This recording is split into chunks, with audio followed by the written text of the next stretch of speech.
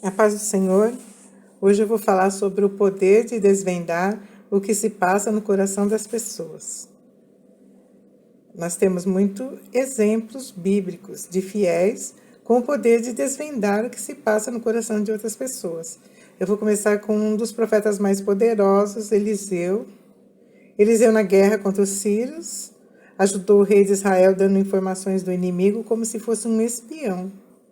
Ele era um profeta que podia saber todos os passos do inimigo. 2 Reis 6:12. Quando o rei da Síria acusou seus servos de conspiração, um deles disse: "Não, ó rei meu senhor, mas o profeta Eliseu, que está em Israel, ele faz saber ao rei de Israel as palavras que tu falas no teu quarto de dormir." Samuel também podia saber o que se sucederia. Quando ele viu Saul, o Senhor lhe disse: "Este é o homem de quem lhe falei. Ele governará o meu povo."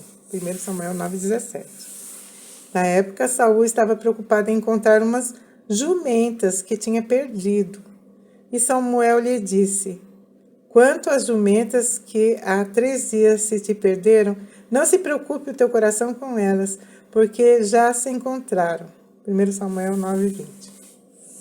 Vamos sair um pouco dos profetas, vamos ao Novo Testamento. Pedro viu o que se passava no coração de Simão, o mago. Ele queria comprar o poder que os apóstolos tinham. Então disse a ele, em Atos 8, 22, 23, "Arrependa-se dessa maldade e ore ao Senhor.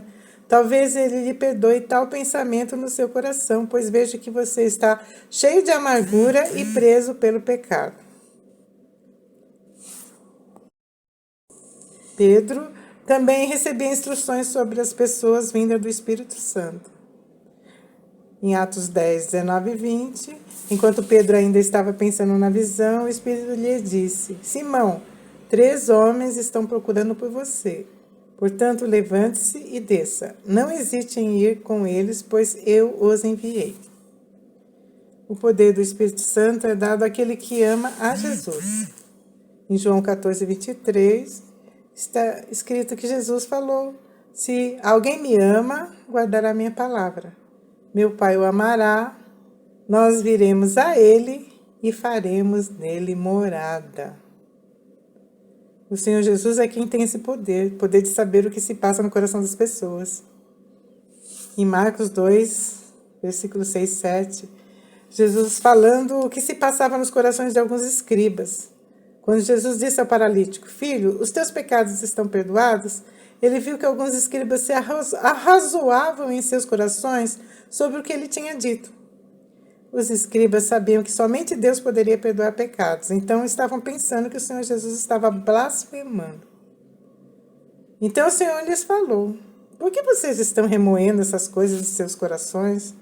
Que é mais fácil dizer ao paralítico: 'Os seus pecados estão perdoados', ou 'levante-se e pegue a sua maca e ande'?" Marcos 2, 8, 9.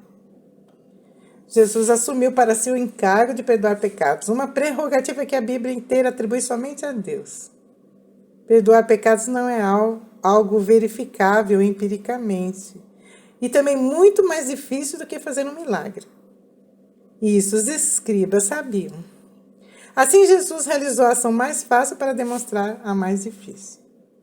Na parábola do semeador, Jesus falou sobre as pessoas que recebem a palavra como a semente lançada em boa terra. Ouvem a palavra, aceitam-na e dão uma colheita de 30, 60 e até 100 por um. E continuou dizendo sobre as pessoas que têm uma luz que não deixará nada oculto. Marcos 4, 21, 22. Ele lhes disse: "Quem traz uma candeia para ser colocada debaixo de uma vasilha ou de uma cama, acaso não a coloca num lugar apropriado? Porque não há nada oculto senão para ser revelado, e nada escondido senão para ser trazido à luz." Nós, os servos do Senhor, onde estivermos neste mundo, poderemos ver o que muitos não veem. O oculto será revelado aos nossos olhos. E se tivermos o dom de discernimento espiritual, poderemos identificar todos os falsos profetas. Eu já percebi que muitos evitam me encarar, pois sabem que basta um olhar para que eu possa desvendar o que se passa naquele coração. Infelizmente, estamos num tempo em que o malvado não se esconde mais. O cruel gosta até de anunciar os seus planos maléficos antes de cometê-lo. Mas isso é profético. Em Apocalipse 22:11 está escrito que o mal continue a praticar maldade, que o impuro continue a ser impuro, que o justo continue a viver de forma justa, que o santo continue a ser santo. Felizmente, o Senhor Jesus, em Mateus 24, quando falava a respeito de sua vinda, disse que vão tentar enganar, se possível, os próprios eleitos.